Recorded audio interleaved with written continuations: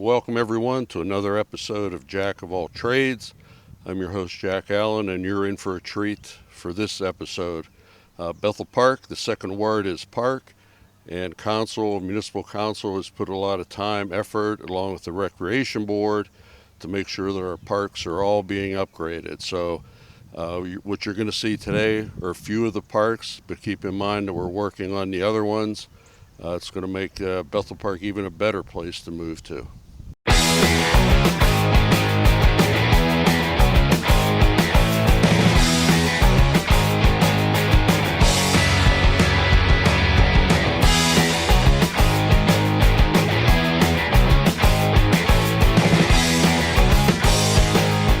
Our first stop today on our tour of our parks, municipal parks, is Village Green.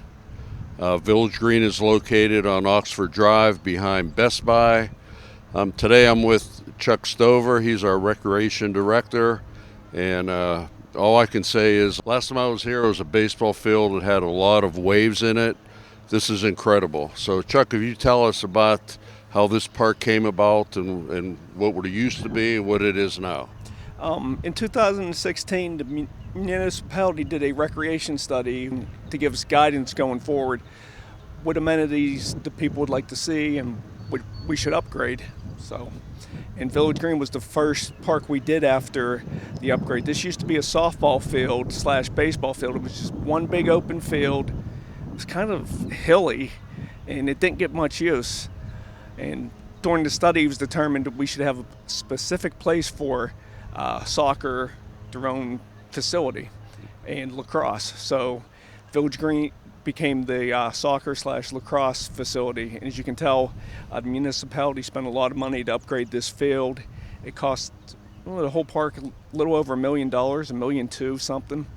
And we put a nice AstroTurf soccer / lacrosse field in, along with we put lines for football too, in case someone has to practice and fields get tight. So Now, how long has this field been here? I think 2017 this was completed. Okay.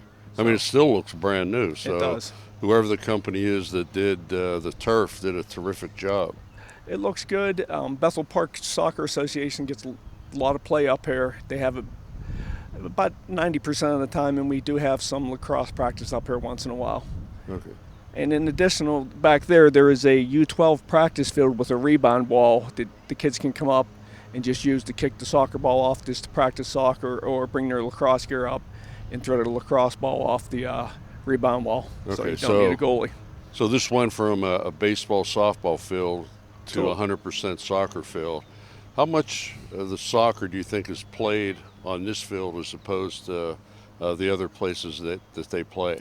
I'd say about 60% of the Soccer Association stuff is up here. They use this. They use 2 turf fields at the high school, Ben Franklin and Neil Armstrong. So they have about 800 kids in the soccer program, I do believe. Okay, and everything is run through the rec department, your department? No, Bethel Park Soccer Association is its own identity. They have their own board.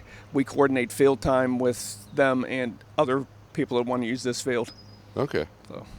All right, and I noticed, and we'll take a closer look, that not only is it a soccer lacrosse field, but there's also new playgrounds here. There's bathrooms, pavilions. I mean, you really did this, the improvements unbelievably well. They did do it well. The community services team, the Department of Engineering, did an outstanding job on this field. We did improve the Public Works, upgraded 2 of the pavilions, and we had a 3rd one put in over there for use too. So it turned out really well. Okay. We've also been joined now by Jim Gascab. Jim is the chair of the Bethel Park Rec Department. So welcome to the show. Thank you, Mayor. And what we want to do is talk a little bit about the playgrounds that we have. We looked at the field. There's 2 playgrounds here. If you can explain how long they've been here, and a little bit about them. I mean, they're beautiful. In 2017, we installed 2 playgrounds with Jeffrey and Associates here at Village Green Park. This is the 5 to 12-year-old playground for 5 to 12-year-old kids, and there's a 2 to 5-year-old playground in front of the pavilion and the concession stand. So there was 2 very old playgrounds here that were outdated, and this is all up to current regulations and everything. It looks great. It turned out well. So you just replaced the playgrounds that were here with the new ones? Yes, we updated the playgrounds. We put the block tile under them for safety features. Yeah, I noticed that because it's a little soft, so if someone would happen to fall off, they should be minor damage at the most. Yes. Okay. As you guys had talked about earlier with the install of the synthetic turf, this is just in addition to finishing off what was already there, but updating it. You can see everything's more modern and with the slides and everything. It's just a great addition to this park. Okay, and then also behind the playground there's a pavilion and a building that houses 2 bathrooms. Yes. A concession stand. It may or may not be in use, but there's one there. Yes. Okay. Yeah. The outside of the bathrooms were updated too. We put the brick veneer on, or the brick fascia, whatever you want to call it, and Public Works, like I said, updated the 2 older pavilions, and we put a new pavilion in here. And we do rent the front pavilion for family use, graduation parties, birthday parties. Now you rent that by the day, or can you get We rent it. You can get it for a few hours. It's $30. And, if you want to do a couple hours, we can do a couple day rentals, or you can rent it all day. Okay, and if they need to get more information on that, they can just call the Recreation Department. Yep, they can call us at 412-831-1328. Okay.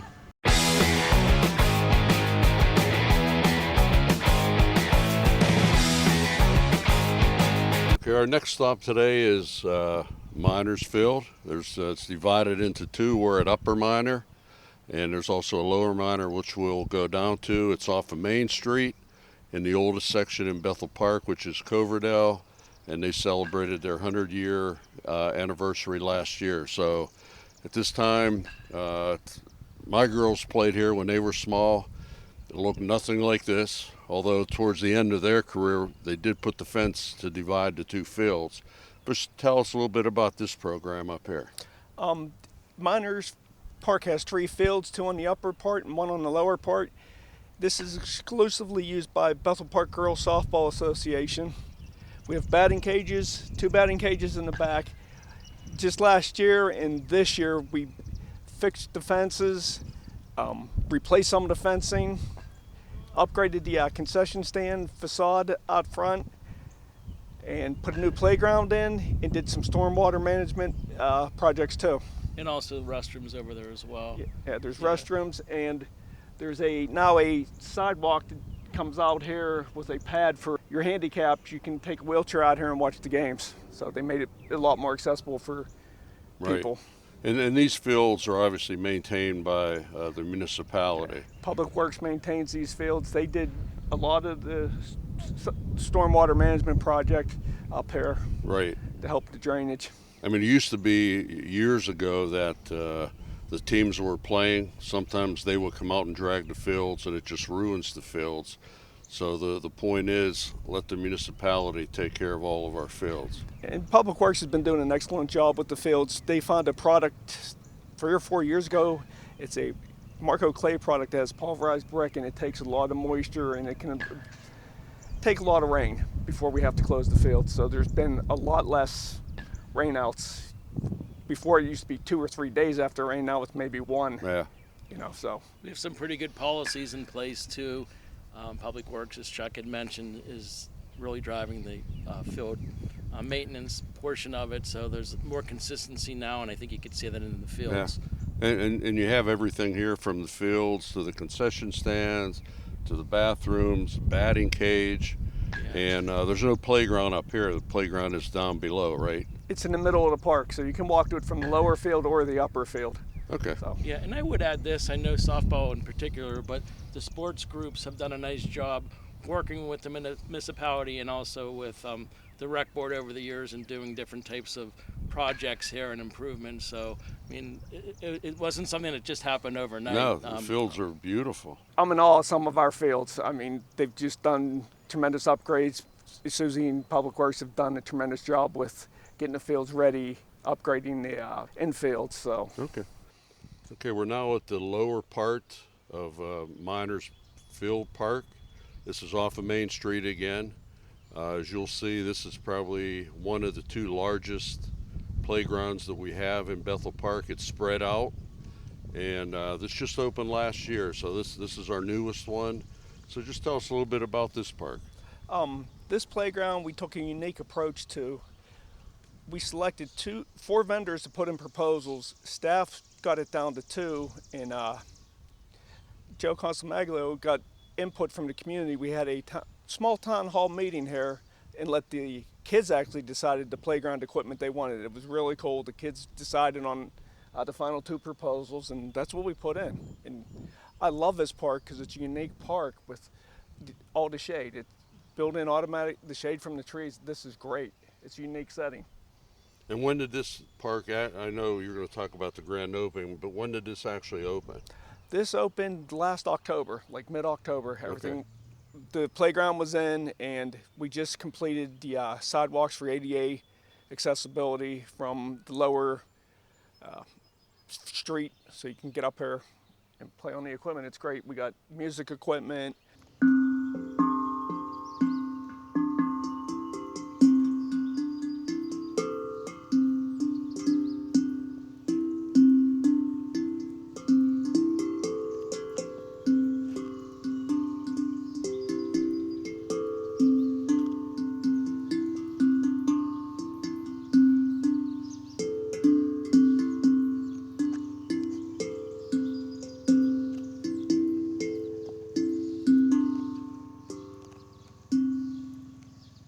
Swings, 2 to 5-year-old setup, 5 to 12-year-old playground down there. So I love this park. This is probably my favorite park just because of the way it is. And like Chuck mentioned, really unique with getting the community involved, the neighborhood.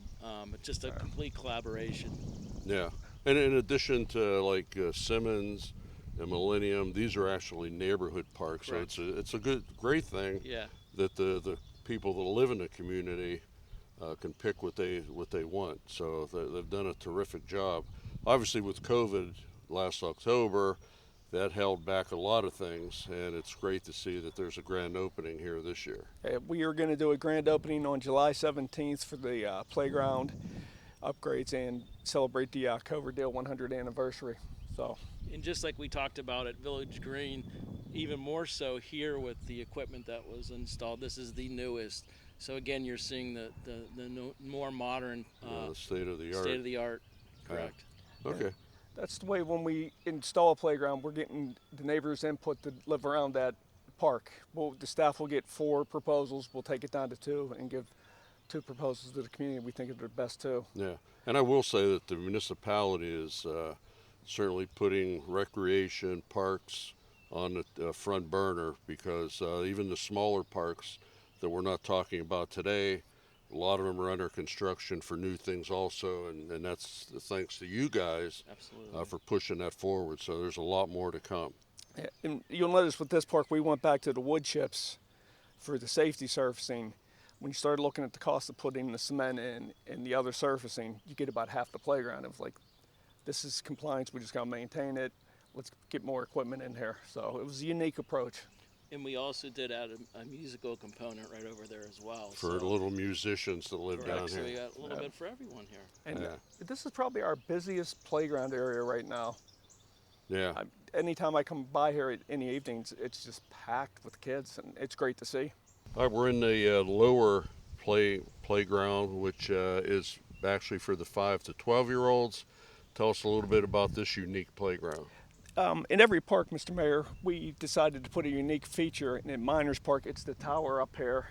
The kids love this. You climb up the ladder over there, and you come down either tower. It's fun.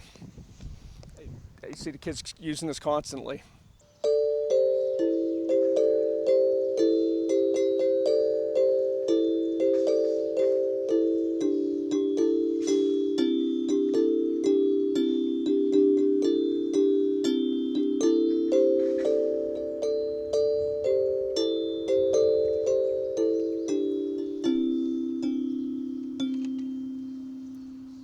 And our Our third stop on our park tour today is Simmons Park.